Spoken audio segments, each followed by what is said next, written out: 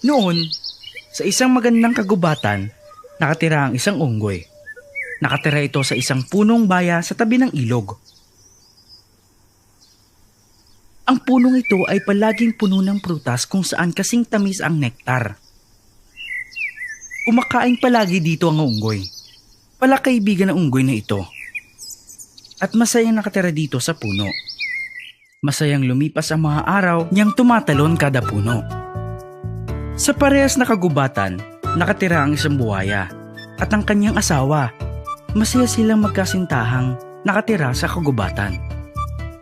Isang araw, lumabas ang buhaya sa tubig at nagpahinga sa ilalim ng puno kung saan nakatira ang unggoy. Ang unggoy na nakaupo sa taas ng sanga ay nakita ang buhaya na nagpapahinga sa ilalim ng puno.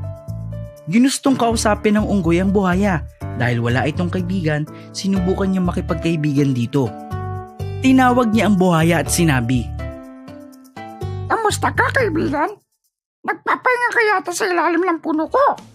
Dahil bisita kita, gusto mo ba ng pagkain? Tara, at samahan mo ako kumain." Binigyan ng unggoy ng maraming prutas at baya ang buhaya para kainin. Kinain naman ito ng buhaya hanggang mabusog. Napakasarap ng mga baya! Nagpasalamat ang buhaya sa pagiging mapagbigay ng unggoy at umuwi. Palagi nang bumabalik ang buhaya sa tabi ng ilog para makakain ng baya na binibigay ng unggoy. Mabilis silang naging magkaibigan dahil dito. Madalas silang magkasama at nag-uusap tungkol sa iba't ibang mga bagay. Lumalangoy sila ng sabay, kumakain ng mga prutas at nagpapainit sa ilalim ng araw. Isang araw, humingi ng baya ang buhaya para sa kanyang asawa. Kusang loob binigyan ng unggoy ang kanyang kaibigan para ibigay sa kanyang asawa. Sinabi rin niya na nagkaroon siya ng bagong kaibigan. Pagkatapos kumain, natuwa ang asawa ng buhaya sa sarap ng baya. Ngunit nagselos dahil madalas niyang kasama ang bago niyang kaibigan na unggoy. Dahil sa kanyang kaselosan, nag-isip siya ng masama at sinabihan ng kanyang asawa, "Sobrang sarap at sariwa ng mga prutas. Gaano kaya katamis at kasariwa ang puso ng unggoy? Gusto ko ng puso ng unggoy na iyon." Anong sinasabi mo, aking asawa? Nagbibiro ka, di ba? Sinabi ng asawa ng buhaya, "Mas mahal mo ba ang unggoy na yon kaysa sa akin? Kung mahal mo talaga ako, dadalhin mo ang puso niya sa akin." Hindi gustong patayin ng buhaya ang kanyang kaibigan, ngunit wala siya magawa kung hindi gawin ito. Matalino ang asawa ng buhaya at pinilit na kunin ang puso ng unggoy para sa kanya. Hindi sang-ayon ng buhaya na lokohin ang kaibigan niya, ngunit sinabi ng kanyang asawa na hindi siya kakain hanggat hindi niya binibigay ang puso ng unggoy sa kanya. Kinulong siya ng kanyang asawa at wala nang siya magawa kung hindi saktan ng kanyang kaibigan. Takot ang buhaya. Paano niya magagawa ito sa kanyang matalik na kaibigan? Nag-isip siya ng plano at pumunta sa kanyang kaibigan. Inintay ng buhaya ang kanilang oras ng pagkikita. Sa tabi ng ilog, tinanong ng buhaya na malungkot ang unggoy, Inimbitahan ka namin ng aking asawa na kumain ng gabihan. Nagalit sa akin ng aking asawa dahil hindi ka namin agad inimbita. Gusto niyang makilala ang matalik kong kaibigan. Marami akong naikwento sa kanya, kaya sana makapunta ka. Walang kaalam-alam ang unggoy sa mangyayari at pinaniwalaan lamang ang kanyang kaibigan. Pupunta ako, pero paano ako sasama sa'yo? Hindi ako marunong lumangoy. Huwag kang mag-alala. Umupo ka sa aking likuran at dadaling kita sa amin.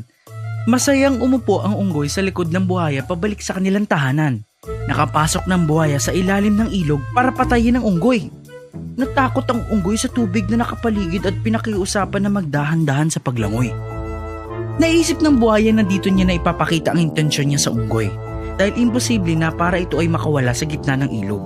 Sinabi ng buhaya sa unggoy, Dadalhin kita para sa aking asawa. Gusto niyang kainin ang iyong puso. Sabi niya, dahil araw-araw kang kumakain ng masarap na prutas at baya, siguradong mas masarap ang iyong puso. Nagulat ang unggoy sa sinabi ng kanyang kaibigan. Hindi niya akalain na ito ang sasabihin nito. Pero kalmado pa rin ang unggoy at sinabing, Naku, bakit hindi mo agad sinabi sa akin? Ikaliligaya kong ibigay ang aking puso para sa iyong asawa. Nasa ilalim ng puno ng baya ang aking puso. Para ibigay ang puso ko sa iyong asawa, kailangan nating bumalik doon. napaniwala niya ang buhaya na napuno ng kaligayahan. Matutuwa ang kanyang asawa sa kukunin nilang puso ng unggoy. Mabilis siyang lumangoy pabalik kung saan nandoon ang puno. Nang papalapit na ito sa tabi ng ilog, mabilis tumalo ng unggoy papalayo sa buhaya at tinakyat ang kanyang puno. Nagmamadali ang buhaya at nagtaka bakit sobrang tagal kunin ng unggoy ang kanyang puso. Unggoy! Ang tagal mo naman! Kunin mo na ang iyong puso at ibata mo rito. Magiging masaya ang aking asawa. Mapapatunayan mo ang pakikipagkaibigan mo sa akin. Sa oras na ito, napagtanto na ng unggoy na ito na ang pagkakataon para siya ay mamuhay muli.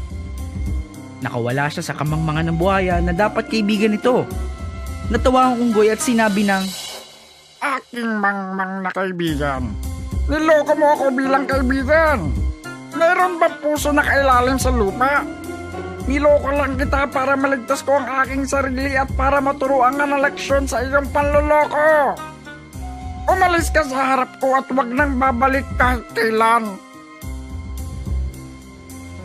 Nalungkot at nanghinayang ang buhaya sa kanyang nagawa at umuwi ito ng nakayuko. Moral: piliin mo ang iyong mga kaibigan na nararapat at palaging magkaroon ng tamang pag-iisip. Noon, may mag-asawang nangarap magkaroon ng anak.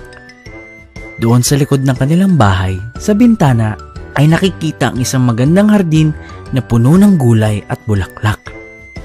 Ngunit mayroong mataas na pader na nakapaligid dito at walang kahit sino man nagbalak na akyatin ito dahil pagmamay-ari ito ng isang kinakatakutan na mangkukulam. Isang araw, may nakitang asawang babae sa bintana at sa kanyang pagtingin, ito pala ay puno ng pinakamagandang rampyon. Napakasariwa at napakaberde nito kaya sinimulan niyang hilingin ang mga ito. Nagpatuloy ito ng ilang mga araw. Nang napagtanto niya na hindi niya ito makukuha, siya ay namutla at naging miserable. Nakita ito ng kanyang asawa at tinanong ito, "Anong problema, aking asawa?" Sagot niya, "Mamatay ako kapag hindi ako nakakain ng rampyon na iyon na tumutubo sa likod ng bahay natin." Sa kanyang pagmamahal sa kanyang asawa, naisip niya sa sarili niya na imbis na mawala ang asawa ko sa akin, kukuha ako ng rampyon sa kahit anong paraan. Kaya pagdating ng takip silim, inakyat niya ang pader ng mangkukulam at kumuha ng mga rampyon at dinala ito sa kanyang asawa. Gumawa siya ng salad at kumain ng kailigaya. Dahil sa sobrang sarap nito, mas dinais niya pa ito ng higit pa. Para siya ay matahimik, pinakuha niya ang kanyang asawa muli sa kabila ng pader. Sa pagdating ng takip silim, habang siya ay umaakyat, nakita niya ang mangkukulam na nakatayo at natakot. Sumigaw ng galit ang mangkukulam. "Ang lakas ng loob mong akyatin ang pader ko at nakawin ng mga rampyon! Mananagot ka!" Sagot niya, "Maawa kayo sa akin! Ginawa ko lamang ito para sa aking asawa. Ikamamatay niya ito kapag hindi ako nakakuha ng rampyon para makain niya." Sinabi ng mangkukulam, "Kumuha ka ng kahit gaano karaming rampyon na gusto mo. Sa isang kondisyon, mapapasa akin ng anak ninyo kapag ito ay isinilang. Aalagaan ko ito tulad ng isang ina." Sa kanyang pagkabalisa, ipinangako niya ito. At nang naisilang na ang kanilang anak, nagpakita na ang mangkukulam. Binigyan niya ng ngalan na Rapunzel ang sanggol at kinuha ito sa kanila. Si Rapunzel ang pinakamagandang bata sa buong mundo. Noong siya ay 12 taong gulang pa lamang, ikinulong siya ng mangkukulam sa loob ng tore sa kalagitnaan ng gubat. Wala itong hagdanan o mga pinto. Isang maliit na bintana lamang. Kapag nais makaakyat ng mangkukulam, sisigaw lamang ito sa ibaba ng, "Rapunzel! Rapunzel! Ibaba mo ang iyong buhok!"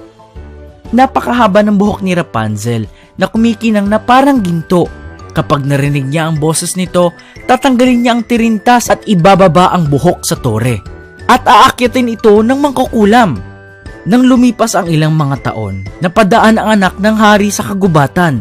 Pinuntahan niya ang tore at narinig niya ang napakagandang boses mula rito. Boses ni Rapunzel na nagpapalipas lamang ng oras ng kanyang kalungkutan. Ninais ng prinsipe na akyatin ang tore at hinanap ang pinto at hagdanan, ngunit hindi niya ito makita. Kaya umuwi ito at hindi niya nakalimutan ang kanyang narinig.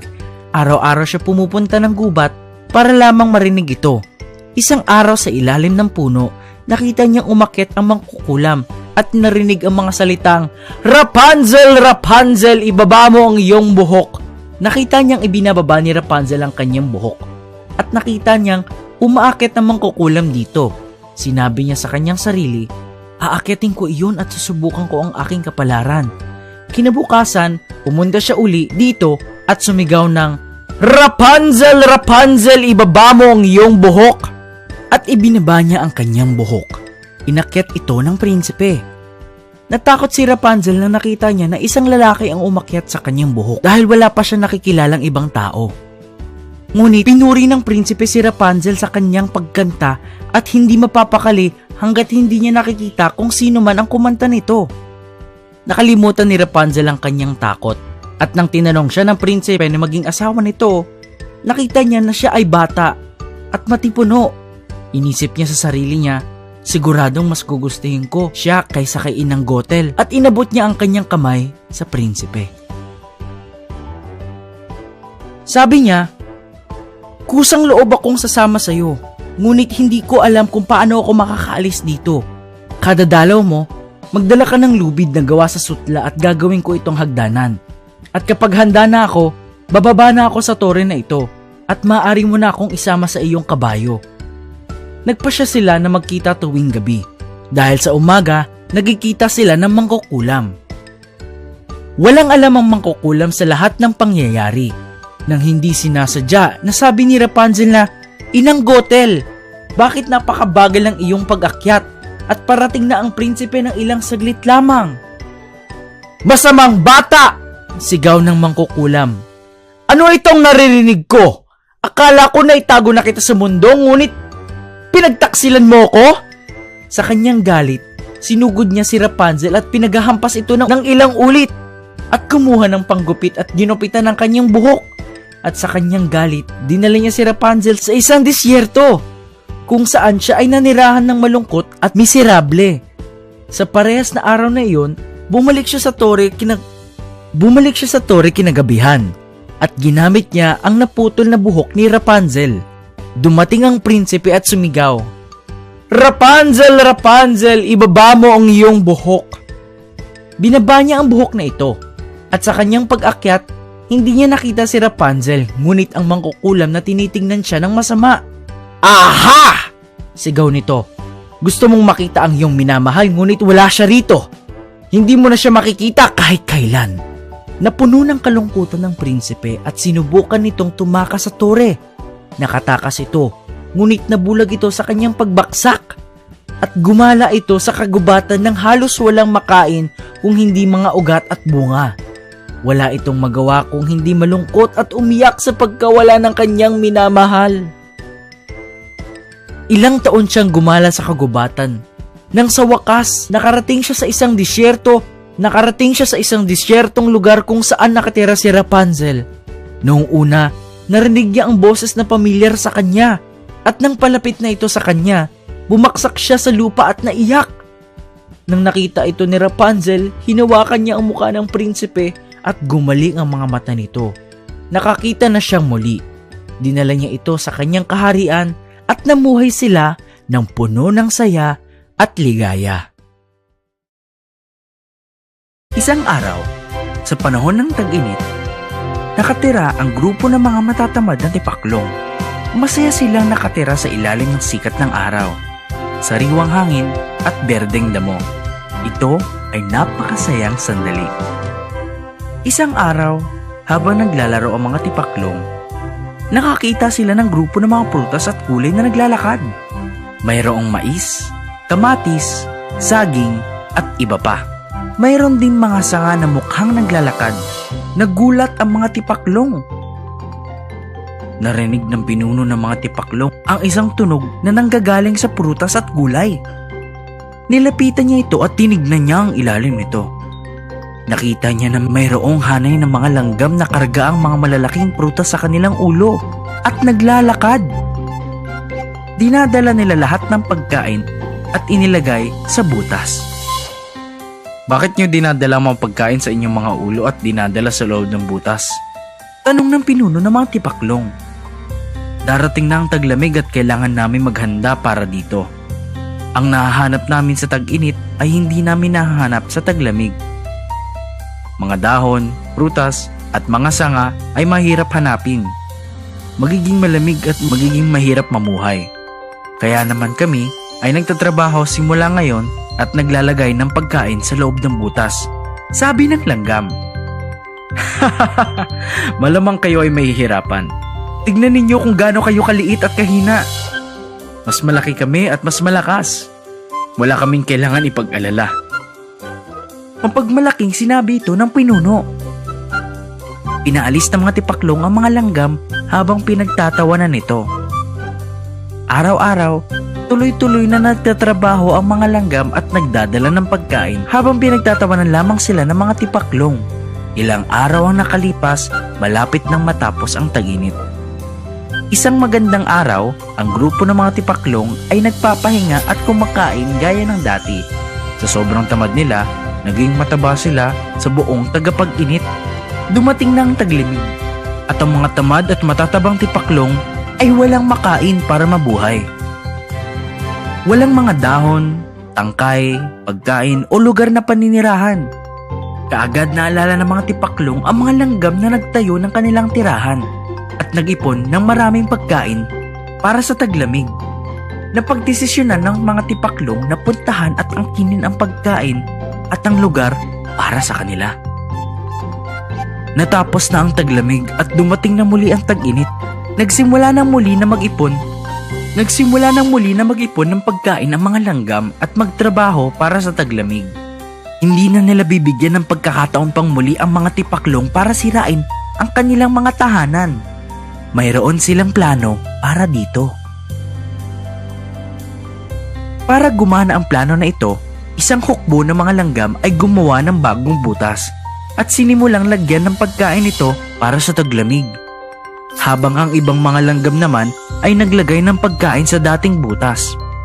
Pinapanood ng mga tipaklong ang mga langgam habang pinapaginipan ang mga pagkain na mapapasa kanila ng taglamig. Mga araw ang lumipas at hindi pa rin nagbago ang mga tipaklong. Natapos na ang tag-init at dumating na muli ang taglamig. Kinuha muli ng mga tipaklong ang lahat ng pagmamay-ari ng langgam. Ngunit, nang tinignan nila ito, walang kahit anong pagkain ang nandirito. Kakaunting damo at mga sanga lamang ang nandoon at nagalit ang mga tipaklong. Ngayon, dahil sa sobrang lamig, hindi makalabas ang mga tipaklong sa buong taglamig. Kinain nila ang kakaunting dahon na naroon para mabuhay. Napagtanto ng mga tipaklong na sila ay naparusahan dahil sa kanilang katamaran. Nang sila ay nakalabas pagkatapos ng taglamig, sila ay napakahina at napakapayat. Kumain sila ng kaunting prutas at mga dahon at inilagaan ang kanilang kalusugan. Pagkatapos nilang maging malusog muli, nagsimula na silang magtrabaho at mag-ipon ng pagkain para sa taglamig. Gumawa sila ng sarili nilang tahanan na gawa sa dahon at mga sanga para panatilian sa taglamig. Ang mga tamad na tipaklong na palagi naglalaro at nagpapakasaya ay ngayon ay malakas na at nagtatrabaho na tulad ng mga langgam. Moral, magtrabaho ng matapat at taos-puso dahil sisirain ka ng katamaran. Noong unang panahon, mayroon isang sorong mahilig kumain. Isang araw, nagutom ito at gumala sa kagubatan. Sa lalong madaling panahon, nakakita siya ng lugar kung saan mayroong napakasariwang ubas na nakasabit. Hindi mapigilan na tignan nito ng Zoro at inisip sa sarili, napakasarap naman tignan nito. Sigurado akong matutunaw na lang itong ubas na ito sa aking bibig kapag nakain ko na. Kung maabot ko lamang sana. Ang napakasarap na ubas ay nakasabit ng sobrang taas. Kaya sa pag-asang maabot niya ito, sinubukan niya itong talunin pero ito ay nabigo. Nag-inat ito, tumakbo at tumalon, ngunit bigo pa rin. Pagod na ito at umihingal na. Nang ito ay napagod at napagtanto niya na kailangan niya ng sumuko, sinabi niya sa sarili niya na, hindi ko naman kailangan ng mga ito. Maasim naman siguro ito. Maasim naman siguro ito. May dumaan na isang kuneho at nakita ang Zoro na nanahihira. May dumaan na isang kuneho at nakita ang Zoro na nahihirapan sa pag-abot ng mga ubas. Nang sumuko na ang Zoro, nilapitan niya ito at sinabi, "Uy Zoro, mukhang gutom ka na. Bakit sumuko ka ng kunin ng mga ubas? Inisip mo na lang na maasim ang mga ito para magkaroon ka ng rason para di ito kunin. Tingnan mo iyon oh. May malaking bato na naroon. Kung tumigil ka saglit at nag-isip, sana naitulak mo yung batong iyon sa ilalim ng puno. Inakyat ito at nakuha ang mga ubas." Paano mo naman alam na ito ay matamis? Isa pa, maliit ka lamang na kuneho. Kung ganoon, papakita ko na lang sa'yo. Napakasarap nilang tignan, ano? Tingnan natin kung makakakuha ako ng para sa akin. Nagulat ang Zoro sa kumpiyansa ng kuneho. Napaisip ito kung paano niya makukuha ang ubas sa kanyang kaliitan. Tumingin muna sa paligid ang kuneho at nakakita ng ilang mga baging na nakalatag sa lupa. Pinag-ikot-ikot niya ito para makagawa ng bilog at nang ito ay handa na, nag-asinta ang kuneho at inikot ito na mabilis. Binato niya ito sa sanga at nagsimulang hilain ng kanyang makakaya. Hindi makapaniwala ang Zoro sa ginawa ng kuneho. Nang malapit na ang sanga sa lupa, itinali ng kuneho ang baging sa lupa. Sa sobrang baba ng ubas, pinitas niya lang ito ng walang bahala. Hindi naman pala kay hirap. Kinailangan lang naman pala ng utak at tiyaga. O siya, aalis na ako Zoro. Mag-ingat ka. Umalis na ang kuneho habang kinakain ng ubas na nakuha nito habang hindi pa rin maipinta ang mukha ng Zoro sa gulat. Mabilis nating ayawin ang mga bagay na hindi natin makuha. Walang bagay na mabilis makuha nang hindi sinasamahan ng tiyaga. Kaya samahan natin ng tiyaga ang iyong mga pangarap. Noon, sa isang masukal na kagubatan, mayroong isang leon. Ito ay sobrang gutom at wala sa kondisyon para maghanap ng pagkain. Hindi pa ito nakakakain ng ilang araw at inisip niya na kailangan niyang kumain ngayong araw. Lumabas siya sa kanyang yungib para maghanap ng pagkain. Habang siya ay naghahanap sa kagubatan, nakakita siya ng isang baka na natutulog. Nakita niya at naisip niyang ito na ang tamang panahon para huliin ang baka. Dahan-dahan gumapang ang leon papunta sa baka. Ngunit habang papalapit na ito, nakita ng baka ang anino. Bago pa man makalapit ang leon, tumayo ang baka at tumakbo papunta sa damuhan kung saan nandoon ang iba pang mga baka. Nang lumapit ito doon, naglilibot sila ng sama-sama. Mag-isa lamang siya, kaya naisip niya na baka hindi niya kayang gawin ito, kaya bumalik siya muli. Kinabukasan, habang naghahanap ng pagkain ng leon sa kagubatan, sa malapit, nakakita siya ng usa kung saan sinubukan niyang huliin ito, pero dahil mabilis siyang tumakbo, hindi niya ito nahuli. Napagod ito at tinigil ang paghuli sa usa. Nalungkot ang leon dahil hindi niya kayang huliin ang isang maliit na usa ng buong araw. Dati, kaya niya manghuli ng mga usa pero ngayon masyado na siyang mahina. Kinabukasan, pagod pa rin siya. Naisip niya na kapag hindi siya nakahuli ng pagkain ngayon, siguradong mamamatay siya. Habang naghahanap ito sa kagubatan, nakakita siya ng yungib ng Soro. Nang pumasok siya dito, walang Soro sa loob ng yungib. Nagkaroon ng ideya ang leon at nagpasya na babalik naman ang Soro, kaya inantay niya ito dito. Sa malayo, narinig ng leon ang boses ng Soro at naisip na maaari niyang patayin ng Soro kapag nakauwi na ito. Ngunit, nang malapit na makauwi ang Soro, nakakita siya ng yapak ng leon. Sinubukan niyang malaman kung mayroon ba talagang leon na nasa loob nito. Mayroon bang nasa loob? Gusto ko sanang manatili dito. Bago lang ako dito sa kagubatan na ito.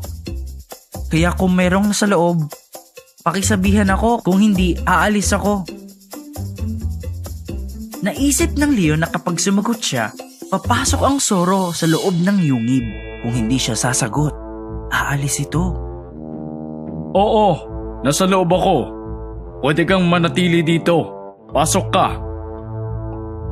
Nang nalaman ng Soro na mayroong leon sa loob ng yungib, nagsimula itong tumakbo. Samantala, inisip ng leon na bago lamang ang Soro na ito sa kagubatan. Kaya kahit tumakbo man ito, kaya niya itong hulihin dahil alam niya lahat ng daanan sa kagubatan na ito. Nang lumabas ang leon, nakita niya ang Soro na tumatakbo. Naintindihan niya na naloko siya ng Soro paglabas sa yungib. Naisip ng leon na kapag hindi niya ito nahuli, hindi ako makakakain.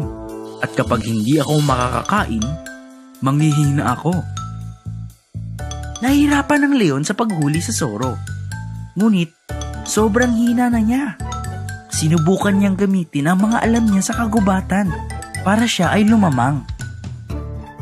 Sinubukan niyang mas talinuhan ang Soro, ngunit hindi niya nalamangan ang karunungan ng Soro. Isang araw, 4 na mga Brahmin na magkasama ay naglalakbay sa loob ng kagubatan. Nakita nila ang isang ashram sa distansya. Ito ay ang ashram kung saan si Yogi Bhairavananda nakatira. Ang 4 na Brahmin ay pumunta roon at nang nakita sila ni Yogi Bhairavananda, tinanong niya, "Sino kayo? At paano kayo nakarating dito?" "O Santo, narinig namin ang kwento ng iyong kapangyarihan at hinanap ka. Naggagalak kaming makita kayo. Maaari ninyo ba kaming tulungan gamit ang inyong karunungan sa bagay na ito?" Itong mga Brahmin na ito ay pumunta dito kahit na mapanganib at gusto nila maging alagad ko na may magandang intensyon. Tutulungan ko sila. Pumunta ang yogi sa loob ng ashram at naglabas ng 4 na pala at ibinigay ito sa mga Brahmin. "Sige, kunin ninyo itong 4 na pala. Malapit sa nayon, mayroong isang lawa at malapit sa baybayin na iyon ay isang puno ng igos. Hukayin ninyo ang pulang putik mula roon at subukan ninyo ang inyong kapalaran." Kinuha ng mga Brahmin ang mga pala at pumunta malapit sa lawa at nagsimulang maghukay. Habang naghuhukay, nakakita ng isang bato na tanso ang unang Brahmin. "Ah, swerte! Tansong bato! Tara at bumalik na tayo. At pwede natin itong paghatian." Ang 3 natitirang Brahmin, "Pumunta kami dito para sa ginto at itutuloy ko ang paghuhukay hanggang makita ko ito. Bumalik ka na kung gusto mo." Masayang umuwi ang pinakaunang Brahmin. "Diyos ko, pilak ito. Napakaswerte ko. Tara na at maaaring hatiin ito ng patas. Baka ito na ang kapalaran na sinasabi ng santo na si Yogi." Ang natitirang 2 Brahmin, "Hindi pa kami nakakakita ng ginto. Hindi kami titigil hanggat hindi namin ito nakikita. Umuwi ka na kung gusto mo." Umuwi na ang 2 Brahmin. "Nakita na natin ang gusto natin. Napakaraming ginto na ito. Tara na at umuwi na tayo." Hindi. Napaka-espesyal ng lugar na ito. Nung una tanso, pagkatapos pilak, at ginto naman ang susunod. Kapag nanatili ako, baka makahanap ako ng diamante. Umuwi ka na kung gusto mo. Kapag masyado kang sakim, baka wala kang makuha sa huli. Mayaman na tayo, kaya umuwi na tayo." "Hindi, Mananatili ako at maghuhukay ng diamante. Makikita mo. Naghukay na naghukay ang pang-apat na Brahmin. Napagod siya dahil gumagabi na. Ngunit hindi siya tumigil sa kakahukay. Nang siya ay naghuhukay, biglang may butas na namuo at nalaglag siya rito. Nadulas ang Brahmin at napunta siya sa ibang lugar. Nang tumingala siya sa taas, mayroong isang lalaking malapit sa kanya na may gulong na umiikot sa kanyang ulo. Nagulat ang Brahmin. Sino ka? Bakit ka nandirito? At bakit mayroong kang gulong na umiikot sa ulo mo? Nang tinanong ito ng Brahmin, biglang pumunta ang gulong sa kanyang ulo at umikot. Ano ito? Tanggalin mo ito sa akin. Wala akong magagawa. Nasa kamay na ito ng Diyos. Ang mga sakim na tao ay nalalaglag dito mula sa putik. Kailangan mo ang alagaan ng kapalaran. Hindi ka magugutom, mauuhaw at tatanda. At hindi ka rin mamamatay. Una sa lahat, sabihin mo sa akin kung paano ako makakawala dito. Malalaglag ang mga sakim na tao kapag naghukay sila ng sobra. Kapag mayroong nahulog na ibang tao, mapupunta sa kanila ang gulong na iyan. Naku, napakalaking trabaho. Hindi ko kaya ang sakit na nanggagaling sa ulo na ito. Gaano na ito katagal sa'yo? Hindi ko alam. Nalaglag ako noong si Ayodhya Ramudu ang namumuno. Nakakita ako ng tanso, pilak at ginto. At naisip ko rin na baka makakita ako ng diamante. Kaya ako nalaglag papunta dito. Ang tagapangalaga ay nakaakyat na sa butas at nakalabas na sa wakas. Napakatagal nang wala ang kaibigan ko. Kailan kaya siya makakabalik? Kaibigan, isang saglit. Ang kaibigan ko ay naghuhukay dito kasama ko kanina. Nakita mo ba siya? Natawa ang tagapangalaga at sinabi ang nangyari sa pang-apat na Brahmin.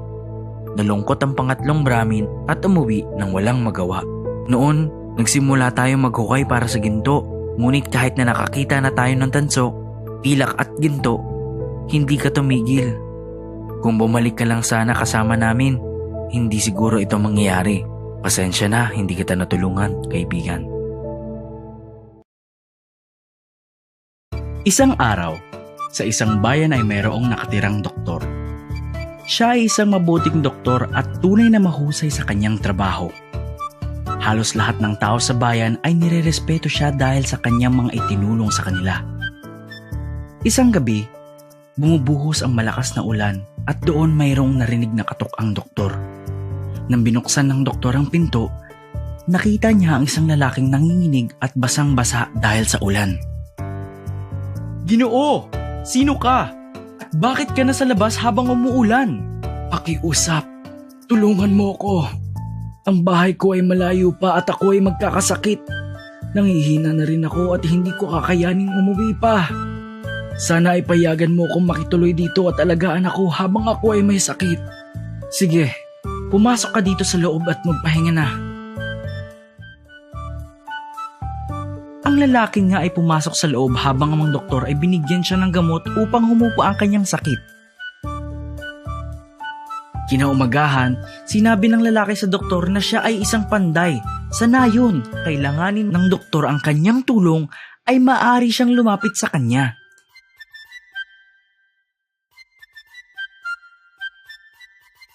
Pinasalamatan ng panday ang doktor at umuwi. Lumipas ang ilang araw at ang doktor ay naghahanap ng ugat at bulaklak ng ayurveda sa gubat upang makagawa ng gamot. Habang siya ay naglalakad, siya ay nauhaw at tumigil upang uminom ng tubig sa malapit na balon. Habang siya ay umiinom, nakarinig siya ng boses na humihingi ng tulong.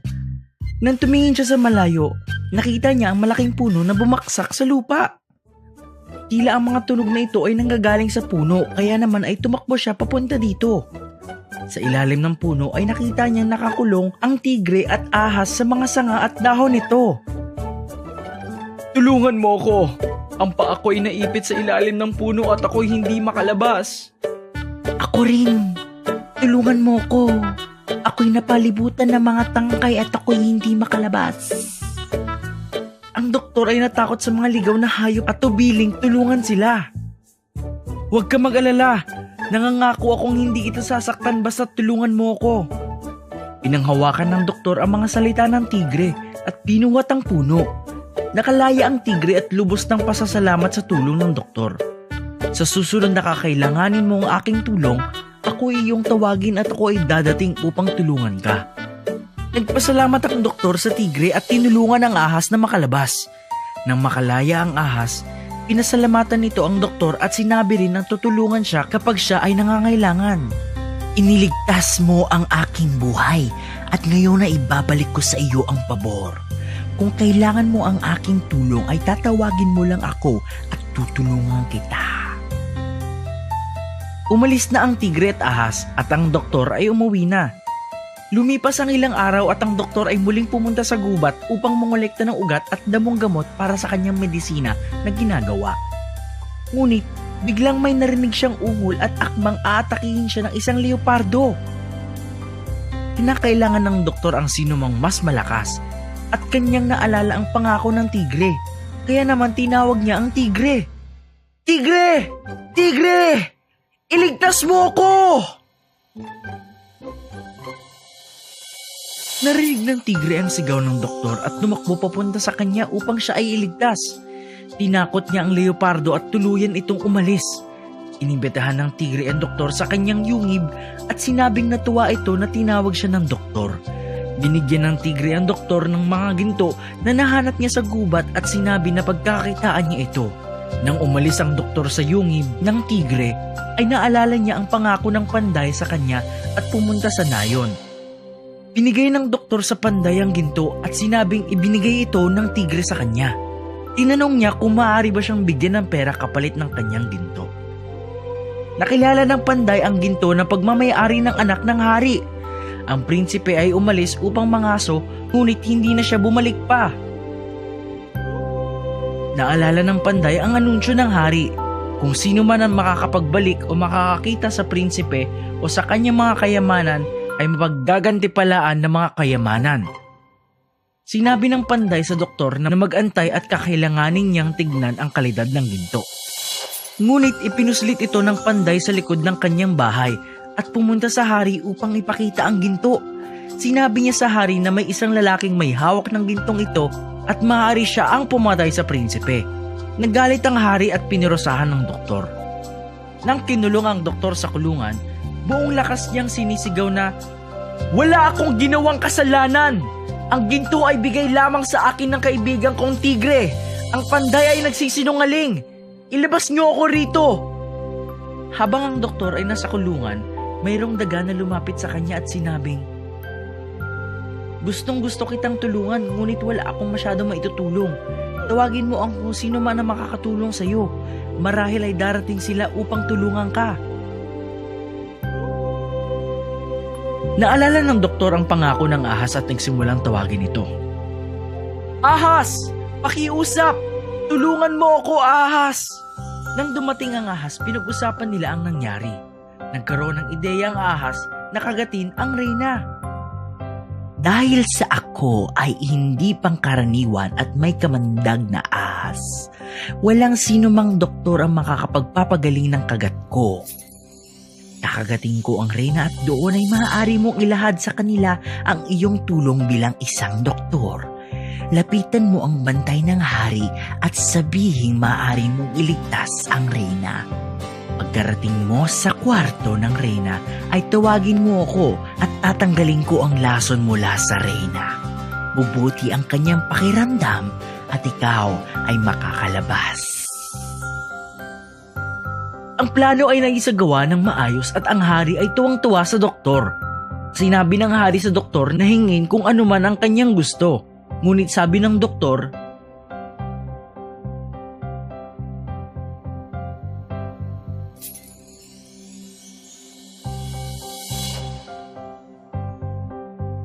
"Wala po akong gusto, aking hari. Nagsinungaling ang panday sa iyo. Nakuha ko ang ginto mula sa kaibigan kong tigre. Kung maaari, ay parusahan niyo siya." Naggalit ang hari at ipinalaya niya ang doktor habang ipinatapon niya naman ang panday sa kulungan. Moral: huwag magtiwala agad-agad sa mga pangako o sa tao. Noong unang panahon, mayroon isang sorong mahilig kumain. Isang araw, nagutom ito at gumala sa kagubatan. Sa lalong madaling panahon, nakakita siya ng lugar kung saan mayroong napakasariwang ubas na nakasabit. Hindi mapigilan na tignan nito ng Zoro at inisip sa sarili, napakasarap naman tignan nito. Sigurado akong matutunaw na lang itong ubas na ito sa aking bibig kapag nakain ko na. Kung maabot ko lamang sana. Ang napakasarap na ubas ay nakasabit ng sobrang taas. Kaya sa pag-asang maabot niya ito, sinubukan niya itong talunin pero ito ay nabigo. Nag-inat ito, tumakbo at tumalon, ngunit bigo pa rin. Pagod na ito at umihingal na. Nang ito ay napagod at napagtanto niya na kailangan niya ng sumuko, sinabi niya sa sarili niya na, hindi ko naman kailangan ng mga ito. Maasim naman siguro to. Maasim naman siguro ito. May dumaan na isang kuneho at nakita ang Zoro na nanahihira. May dumaan na isang kuneho at nakita ang Zoro na nahihirapan sa pag-abot ng mga ubas. Nang sumuko na ang Zoro, nilapitan niya ito at sinabi, "Uy Zoro, mukhang gutom ka na. Bakit sumuko ka ng kunin ng mga ubas? Inisip mo na lang na maasim ang mga ito para magkaroon ka ng rason para di ito kunin. Tingnan mo iyon oh. May malaking bato na naroon. Kung tumigil ka saglit at nag-isip, sana na itulak mo yung batong iyon sa ilalim ng puno. Inakyat ito at nakuha ang mga ubas." Paano mo naman alam na ito ay matamis? Isa pa, maliit ka lamang na kuneho. Kung ganoon, papakita ko na lang sa'yo. Napakasarap nilang tignan, ano? Tingnan natin kung makakakuha ako ng para sa akin. Nagulat ang Zoro sa kumpiyansa ng kuneho. Napaisip ito kung paano niya makukuha ang ubas sa kanyang kaliitan. Tumingin muna sa paligid ang kuneho at nakakita ng ilang mga baging na nakalatag sa lupa. Pinag-ikot-ikot niya ito para makagawa ng bilog. At nang ito ay handa na, nag-asinta ang kuneho at inikot ito na mabilis. Binato niya ito sa sanga at nagsimulang hilain ng kanyang makakaya. Hindi makapaniwala ang Zoro sa ginawa ng kuneho. Nang malapit na ang sanga sa lupa, itinali ng kuneho ang baging sa lupa. Sa sobrang baba ng ubas, pinitas niya lang ito ng walang bahala. Hindi naman pala kay hirap. Kinailangan lang naman pala ng utak at tiyaga. O siya, aalis na ako Zoro. Mag-ingat ka. Umalis na ang kuneho habang kinakain ng ubas na nakuha nito habang hindi pa rin maipinta ang mukha ng Zoro sa gulat. Mabilis nating ayawin ang mga bagay na hindi natin makuha. Walang bagay na mabilis makuha nang hindi sinasamahan ng tiyaga. Kaya samahan natin ng tiyaga ang iyong mga pangarap. Isang araw, 4 na mga Brahmin na magkasama ay naglalakbay sa loob ng kagubatan. Nakita nila ang isang ashram sa distansya. Ito ay ang ashram kung saan si Yogi Bhairavananda nakatira. Ang 4 na Brahmin ay pumunta roon at nang nakita sila ni Yogi Bhairavananda, tinanong niya, "Sino kayo? At paano kayo nakarating dito?" "O Santo, narinig namin ang kwento ng iyong kapangyarihan at hinanap ka. Nagagalak kaming makita kayo. Maaari ninyo ba kaming tulungan gamit ang iyong karunungan sa bagay na ito?" Itong mga Brahmin na ito ay pumunta dito kahit na mapanganib at gusto nila maging alagad ko na may magandang intensyon. Tutulungan ko sila. Pumunta ang yogi sa loob ng ashram at naglabas ng 4 na pala at ibinigay ito sa mga Brahmin. "Sige, kunin ninyo itong 4 na pala. Malapit sa nayon, mayroong isang lawa at malapit sa baybayin na iyon ay isang puno ng igos. Hukayin ninyo ang pulang putik mula roon at subukan ninyo ang inyong kapalaran." Kinuha ng mga Brahmin ang mga pala at pumunta malapit sa lawa at nagsimulang maghukay. Habang naghuhukay, nakakita ng isang bato na tanso ang unang Brahmin. "Ah, swerte! Tansong bato! Tara at bumalik na tayo. At pwede natin itong paghatian." Ang 3 natitirang Brahmin, "Pumunta kami dito para sa ginto at itutuloy ko ang paghuhukay hanggang makita ko ito. Bumalik ka na kung gusto mo. Masayang umuwi ang pinakaunang Brahmin. Diyos ko, pilak ito. Napakaswerte ko. Tara na at maaaring hatiin ito ng patas. Baka ito na ang kapalaran na sinasabi ng santo na si Yogi. Ang natitirang 2 Brahmin. Hindi pa kami nakakakita ng ginto. Hindi kami titigil hanggat hindi namin ito nakikita. Umuwi ka na kung gusto mo. Umuwi na ang 2 Brahmin. Nakita na natin ang gusto natin. Napakaraming ginto na ito. Tara na at umuwi na tayo. Hindi. Napaka-espesyal ng lugar na ito. Nung una tanso, pagkatapos pilak, at ginto naman ang susunod. Kapag nanatili ako, baka makahanap ako ng diamante. Umuwi ka na kung gusto mo. Kapag masyado kang sakim, baka wala kang makuha sa huli. Mayaman na tayo, kaya umuwi na tayo. Hindi. Mananatili ako at maghuhukay ng diamante. Makikita mo. Naghukay ang 4 na Brahmin. Napagod siya dahil gumagabi na. Ngunit hindi siya tumigil sa kakahukay. Nang siya ay naghuhukay, biglang may butas na namuo at nalaglag siya rito. Nadulas ang Brahmin at napunta siya sa ibang lugar. Nang tumingala siya sa taas, mayroong isang lalaking malapit sa kanya na may gulong na umiikot sa kanyang ulo. Nagulat ang Brahmin. Sino ka? Bakit ka nandirito? At bakit mayroong kang gulong na umiikot sa ulo mo? Nang tinanong ito ng Brahmin, biglang pumunta ang gulong sa kanyang ulo at umikot. Ano ito? Tanggalin mo ito sa akin. Wala akong magagawa. Nasa kamay na ito ng Diyos. Ang mga sakim na tao ay nalalaglag dito mula sa putik. Kailangan mo ang alagaan ng kapalaran. Hindi ka magugutom, mauuhaw, at tatanda. At hindi ka rin mamamatay. Una sa lahat, sabihin mo sa akin kung paano ako makakawala dito. Malalaglag ang mga sakim na tao kapag naghukay sila ng sobra. Kapag mayroong nahulog na ibang tao, mapupunta sa kanila ang gulong na iyan. Naku, napakalaking trabaho. Hindi ko kaya ang sakit na nanggagaling sa ulo na ito. Gaano na ito katagal sa'yo? Hindi ko alam. Nalaglag ako noong si Ayodhyani Ramudu ang namumuno. Nakakita ako ng tanso, pilak at ginto. At naisip ko rin na baka makakita ako ng diamante. Kaya ako nalaglag papunta dito. Ang tagapangalaga ay nakaakyat na sa butas at nakalabas na sa wakas. Napakatagal nang wala ang kaibigan ko. Kailan kaya siya makakabalik? Kaibigan, isang saglit. Ang kaibigan ko ay naghuhukay dito kasama ko kanina. Nakita mo ba siya? Natawa ang tagapangalaga at sinabi ang nangyari sa 4 na Brahmin. Nalungkot ang 3 Brahmin at umuwi nang walang magawa. Noon, nagsimula tayong maghukay para sa ginto. Ngunit kahit na nakakita na tayo ng tanso, pilak at ginto, hindi ka tumigil. Kung bumalik ka lang sana kasama namin, hindi siguro ito mangyayari. Pasensya na, hindi kita natulungan, kaibigan. Noon, sa isang magandang nayon, doon nakatira ang isang pari at ang kanyang alagad. Isang araw, parehas silang lumalakbay sa kagubatan nang bigla silang tinambangan ng mga magnanakaw. Sinabi ng pari sa magnanakaw na wala siyang pera, ngunit ayaw nitong makinig. Tinali niya ang pari sa puno at sinabihan ng alagad na umuwi at magdala ng pera. Bumulong ang alagad sa pari. Aking guro, huwag tayong magmadali at bigkasin ang dasal ng Vaidarbha sa kondisyon na ito.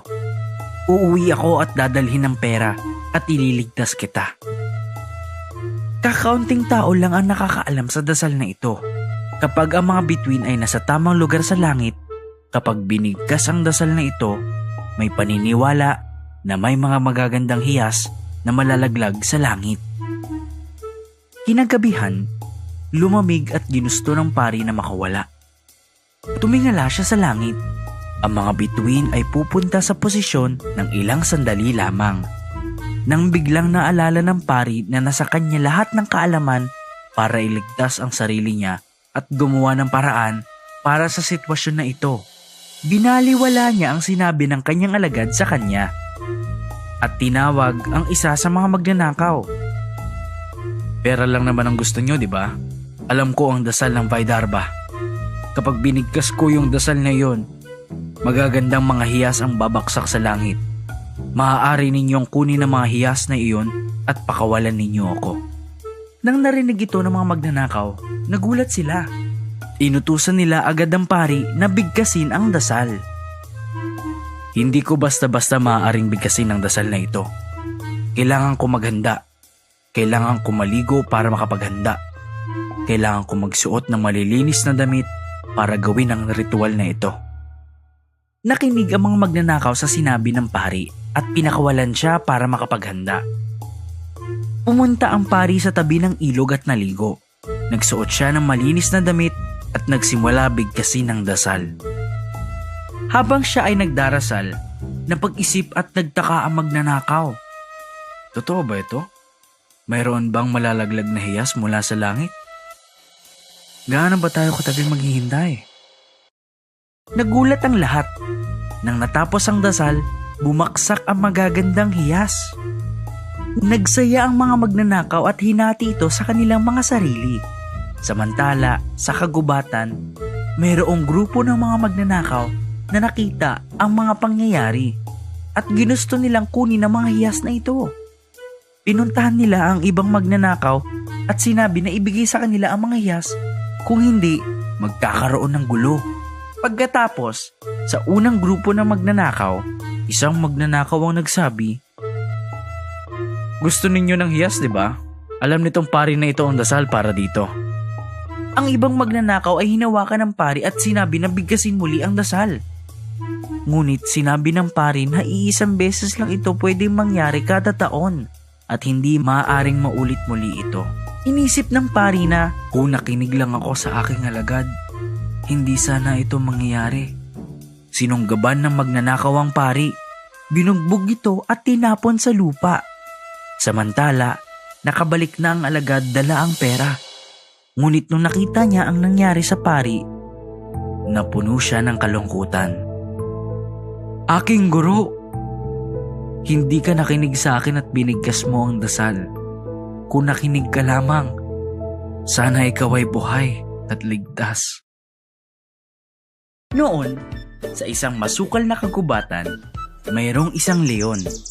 Ito ay sobrang gutom at wala sa kondisyon para maghanap ng pagkain.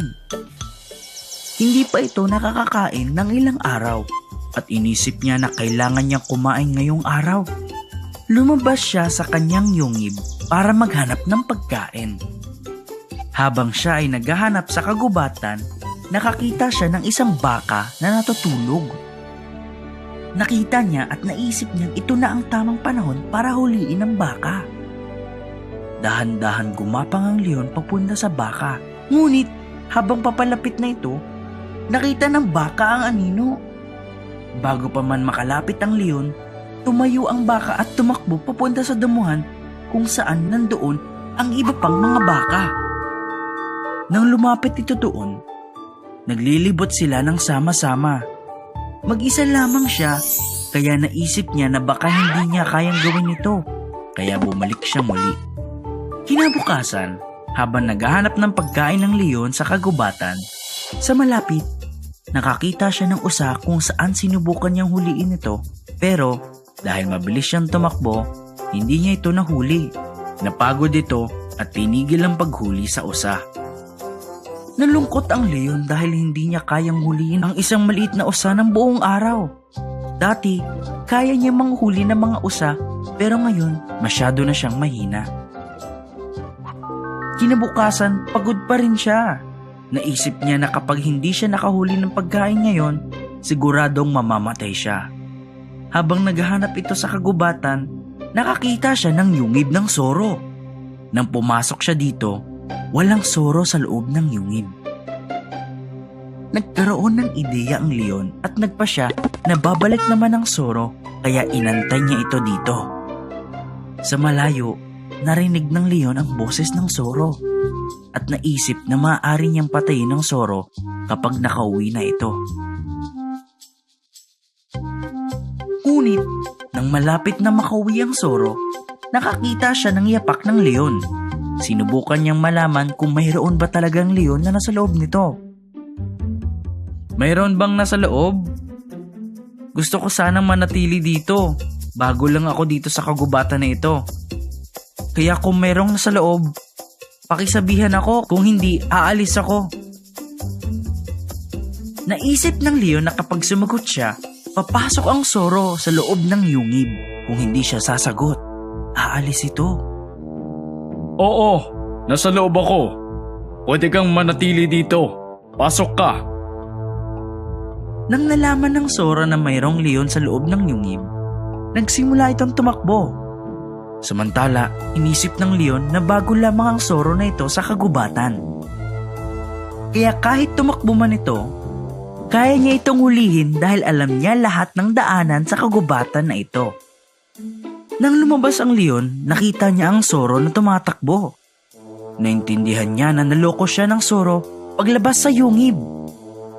Naisip ng leon na kapag hindi niya ito nahuli, hindi ako makakakain. At kapag hindi ako makakakain, manghihina ako.